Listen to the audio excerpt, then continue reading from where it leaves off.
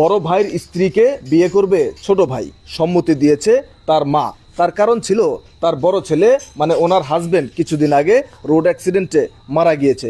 এখন এই ভদ্র মহিলাকে অন্য কোথাও বিয়ে দিলে তাদের সম্পত্তির একটা অংশ চলে যাচ্ছে অন্য কোনো জায়গায়। সেই সুবাদে এই ছেলে বুদ্ধি করে এই ভাবিকে বিয়ে করে রাখার প্ল্যান করেছে। দর্শক, বিস্তারিত একটু আমরা তাদের কাছ থেকেই জানার চেষ্টা করবো। আসলে এই যে আপনার উনি তো ছোট ছেলে, জি আপনার ছোট ছেলের উনি তো আপনার বড় ছেলের স্ত্রী, তাই না? জি। তো এই যে আপনার ছোট ছেলে এখন ওনার ভাবিকে বিয়ে করতে চাচ্ছে, এই বিষয়টা আসলে কিভাবে কি একটু বলেন। বাবা, আমার স্বামী মারা গেছে 5-6 বছর হয়, তো দুটো ছেলেই ছিল আমার তো মেয়ে সন্তান নেই। তো ওই যে যখন বড় ছেলে ছিল বাচ্চা, তখন ওরা বিয়ে করে নিয়ে এসছে বাড়িতে। ওনাকে বিয়ে করাইছে? হ্যাঁ। তো আমার বড় ছেলে 3-4 মাস হয়ে মারা গেছে। যে কোনো হোক সম্পত্তি ভাগতে একটু হলে আমার বড় ছেলে পাইছে না, ওটা তো অংশীদার ওই। এখন দেখা যাচ্ছে এই মেয়েটাকে যে আমরা বাড়ির থেকে মানে বিদায় করে দেই, কিন্তু সয় সম্পত্তি ভাগতে দিতে হবে।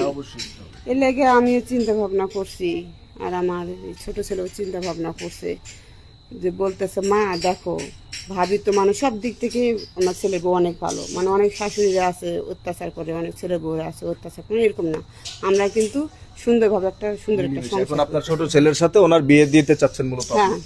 তো চিন্তা ভাবনা করতেছি যদি আমার ছোট ছেলের সঙ্গে এই মেয়েটার বিয়ে হয়, এই মেয়েটা আরেক জায়গায় সংসার করতেছে না, বাড়ির বউ বাড়ি থাকতেছে, সম্পত্তিটাও থাকতেছে। এই জন্য এটা আমরা চিন্তা ভাবনা করছি মা ছেলে। এখন পাড়ার মানুষের সমস্যা, কেন দেওর হয়ে ভাবিরে বিয়ে, মানে বিভিন্ন জন বিভিন্ন কথা বলছে। আমরা একটু এই বিষয়টা একটু পরে আসতেছি। তার আগে ভাই আমরা আপনার কাছ থেকে জানতে চাই, উনি তো আপনার বড় ভাইয়ের স্ত্রী। জি। ওনাকে আপনি বিয়ে করতে চাচ্ছেন, মূলত কারণটা কি? কারণ আমার বাবা মারা গেছে কিছুদিন আগে, প্রায় মানে বড় ভাই আপনার মারা গেছে? বড় ভাইও মারা গেছে এই যে রোড অ্যাক্সিডেন্টে 2 মাস আগে। আচ্ছা আচ্ছা আচ্ছা। আবার বাবাও মারা গেছে মনে করেন 5 বছর হয়ে গেছে। আচ্ছা আচ্ছা। তো মনে করেন যে আমার বাপের টাকা পয়সা সব কিছু রেখে গেছে। এখন আমরা দুই ভাইয়ের ভাইও মারা গেল কয়েকদিন আগে।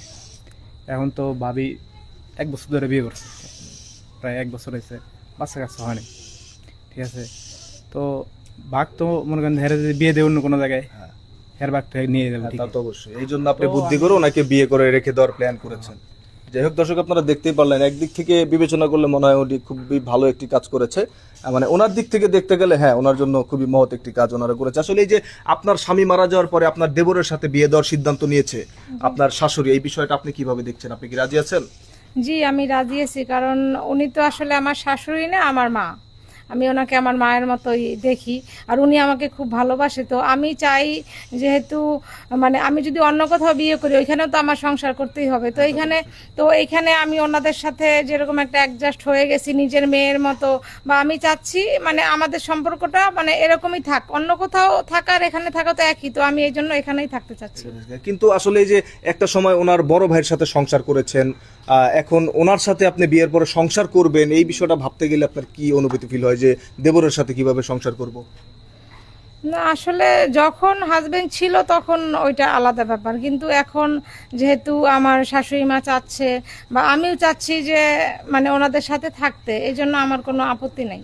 এখন এই যে পাড়ার লোক আপনাদের নিয়ে গ্রামবাসী বিভিন্ন ধরনের কথা বলছে যে এটা কিভাবে সম্ভব, কিভাবে কি, এই বিষয়টা নিয়ে আসলে আপনি কি বলতে চান?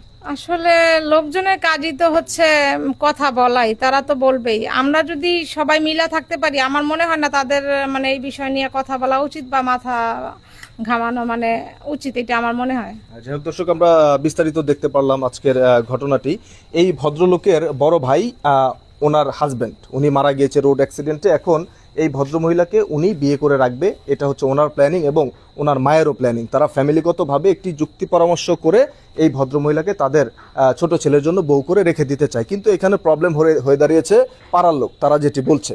তো এই পাড়ার লোকদের বাজে কথার কারণে, সমালোচনার কারণে এই কাজগুলো আমাদের সমাজ আটকে থাকে। যদিও এই ধরনের কাজ কোনোভাবেই অনৈতিক কোনো কাজ হতে পারে না, কোনো অন্যায়মূলক কাজ কিন্তু এটা না, এটা অবশ্যই যুক্তিগত বিষয়। যেহেতু ওনার বড় ভাই মারা গিয়েছে, সেই ক্ষেত্রে উনি ওনার ভাবিকে বিয়ে করে রাখতেই পারে, এটা আমি মনে করি, এবং এটা অবশ্যই একটি ভালো কাজ। আরও এটা কোনোভাবেই খারাপ কোনো কিছু হতেই পারে না।